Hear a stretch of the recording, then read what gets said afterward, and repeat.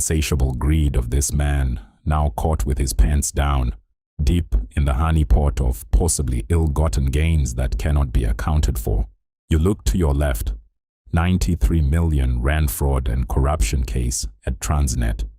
You look to your right, state capture allegations with the Guptas, followed by numerous bank deposits. You look behind you, 30 million rand in irregular pension payouts, looting of state institutions.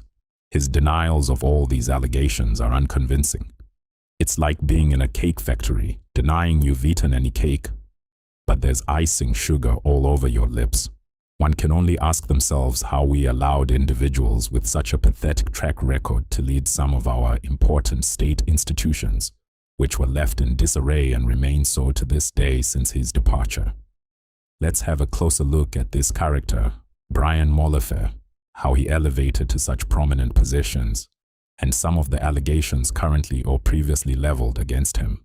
Well, as with anything structurally wrong in the direction of this country, the infamous ANC is involved. Brian's experience in labor unions propelled his career into the political sphere, where it truly took off in the early 2000s, when Pravin Gordhan, as Minister of Public Enterprises, opened opportunities for black executives in state-owned enterprises. That relationship, though, soured quickly once allegations of corruption and governance clashes began to surface. Brian then became more closely aligned with the Zuma factions, and that's when his rocky, tarnished career truly blossomed, and the shadow of deep-rooted corruption allegations started following him. Let's take a walk through some of these allegations haunting this man. Let's start with the giggles. You put a man that is under the cloud of multiple fraud, corruption, and financial mismanagement cases as what? But anyway, they will learn with the skin. Better his friends being the ones doing the suffering. CEO Brian Molefe, who is here with me in the studio, he will now be overseeing the MK party's finances as the newly appointed Treasurer General for the party. Molefe replaces Mbiake Limba, who has left the party. The party has also removed Colin Makubele as Chief Whip in Parliament. Brian Molefe joins me now in the studio. A very good afternoon to you. Thank you very much for coming through. Talk us through, if you will, how you were appointed, who came to you and said what? Well, it was a decision of the executive of the MKP, and they sent me a letter and said they would like me to become the new Treasurer General.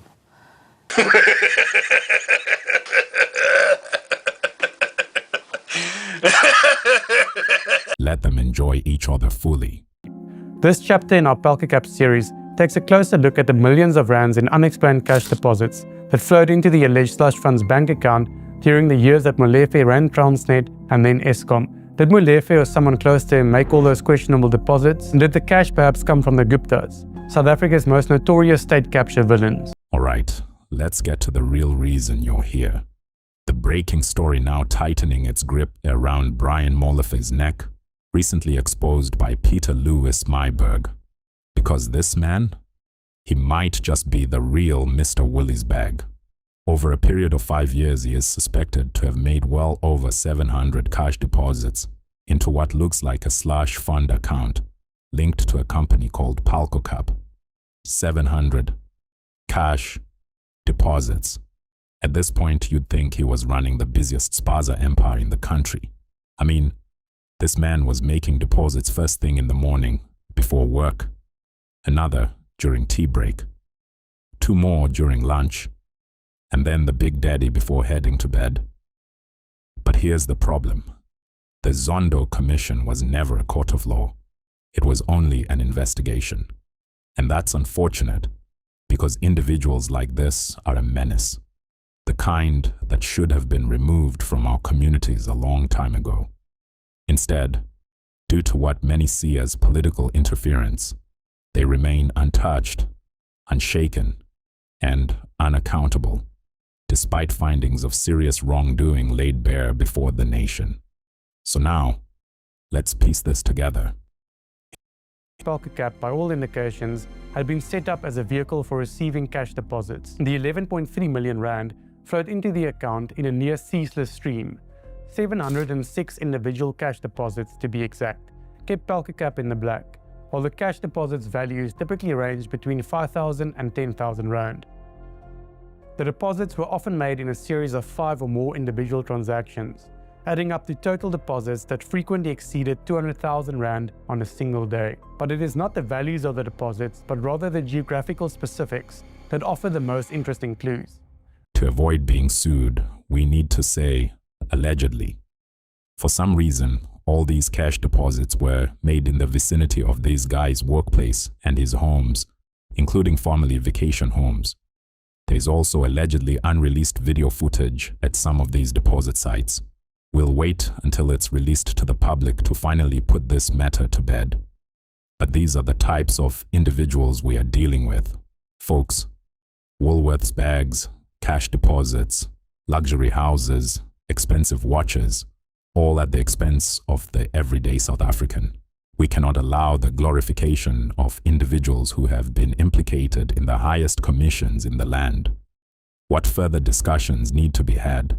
Let's look at 2 older, even more shocking stories involving this man, and then we'll draw our own conclusions. Then the 93 million rand alleged Transnet irregular procurement saga, which is still ongoing to this day, where these guys awarded Transnet tenders to companies that may not have met the proper specification requirements. One can only allege that a Woolworths bag was involved. For what other reason would you award unverified companies with locomotives contracts risking the lives of millions of South Africans who use rail on a daily basis? We are yet to get a finalized judgment on this case. But I imagine, with the Gupta links to this case, individuals who have already fled accountability by fleeing the country under the cover of the night, the results of this case will produce a bag of rotten potatoes, I'm sure. In closing, Eskom seems to have been the true nest egg for Brian and his corrupt associates. To this day, the Eskom collapse they created still haunts South Africa. The country underwent years of load shedding while his friends scored billions in tender contracts. It's estimated the state capture at Eskom involving Brian Molefe and friends exceeded the tens of billions of rands. Ordinary South Africans are paying this bill till today. Our electricity has increased by more than 500% from 2015 to date. The financial consequences of these villains are probably in the trillions. As a country, a firm stance on corruption needs to be made on individuals that collapse the state, and severe consequences must follow. If you enjoyed the video, remember to like and subscribe, and just like that, Mzansi Critique signing out.